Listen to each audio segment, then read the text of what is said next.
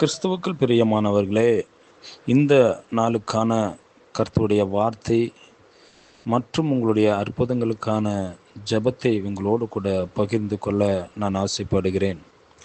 1 பேதுரு 2ஆம் அதிகாரம் 24வது வசனத்தில் சொல்லப்பட்டிருக்கிறது போல, அவருடைய தழும்புகளால் குணமானீர்கள்.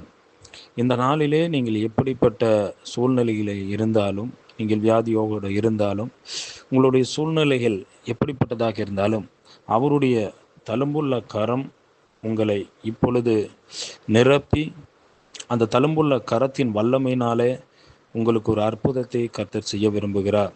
நீங்கள் வியாதியோடு இருந்தால் அந்த வியாதி இந்த நாளிலிருந்து அவருடைய தழும்புள்ள கரத்தினால் இப்பொழுது குணமாக போகிறது. கர்த்தர் உங்களை ஆசீர்வதிப்பாராக. கர்த்தருடைய நாமம் மகிமைப்படுவதாக. ஆமேன்.